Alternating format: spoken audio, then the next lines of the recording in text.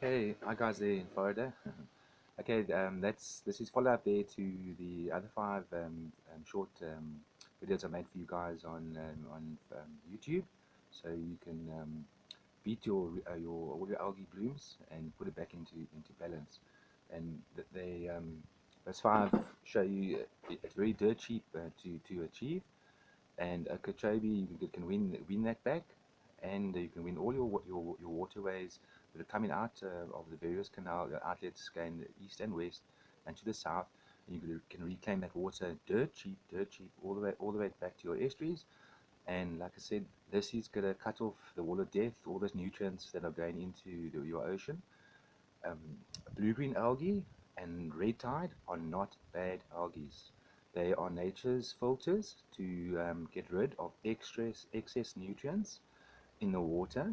If there is anything like even in the past where there's been a lot of sulfur, a lot of minerals and everything, blue-green algae has been able to suck up those nutrients, use them, and same as the red tide in the oceans, they use the salt to neutralize all the salt and all the excess and nutrients that's too much in there. And obviously the polar regions push up all your nutrients up your upwellings, and then your downwellings take all the down back into the ocean. The ocean's very vast. There's no filter that can work better than red tide and the photo plankton. Okay, coming now back to, I've made these videos and it's dirt cheap. You can easily stop all your blooms and put nature back in balance. Those videos show you clearly that if you've seen the videos, you've seen it happen. Well, okay, you've seen it in real life. You've seen how ponds they're full of blue green algae scum. Then they make a big thin mat on there. They make blue patches all over the water, and it evaporates into the air. But essentially, what that mat does, it prevents more blue algae from breeding and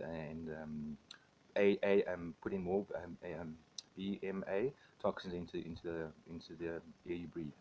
Nature is designed to filter and cause a recycle.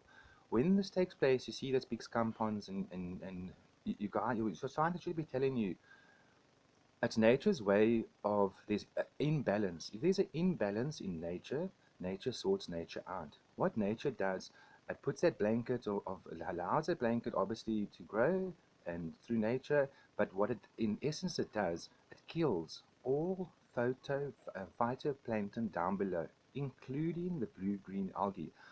This neutralizes the threat and it puts nature back in balance. So now underneath there, you've got a sterilized volume of water. Now it's sterilized, there's no more phytoplankton and plankton moving around.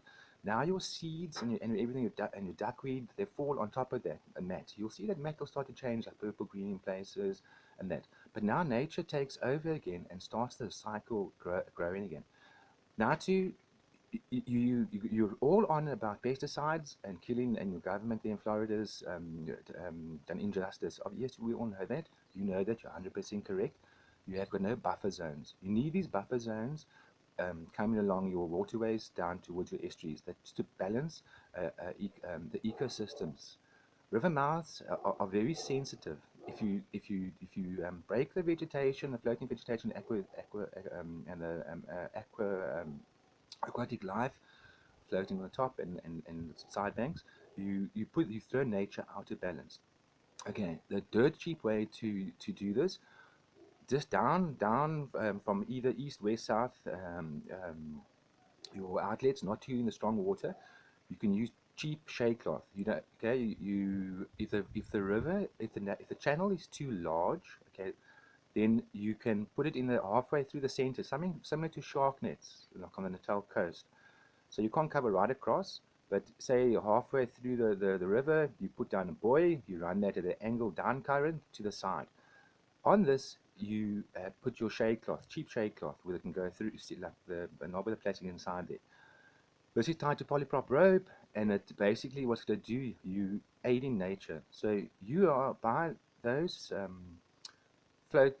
because of the shade cloth, that's a buffer zone. You've just gone along and you've put up a whole lot of vegetation, a buffer zone, a stopper. And if you do this in strategic places, starting from the outlets of the Chobe, you can work down. and this will prevent all the excess nutrients, and this is the only way that you can win back Lake Okeechobee, and it's the only way you can win back all your oceans and all your beaches, and it's the only way you can help your health come right and put nature back in balance, and then you get your tourists back.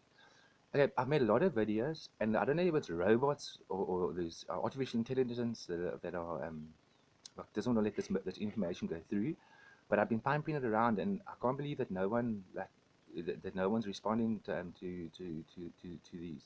Well, I'm going to ask now, if you've got WhatsApp or whatever other channel or cell phone that you use to correspond with your friends, just do me a favor, just send this to 20 friends, because that's gonna Lake Okeechobee and all, and the Gulf and all that, that you're also affecting not only yourselves, affecting all the sea life in the whole of the oceans. Okay, I'm gonna leave this and I'll just keep on. Okay, thanks guys.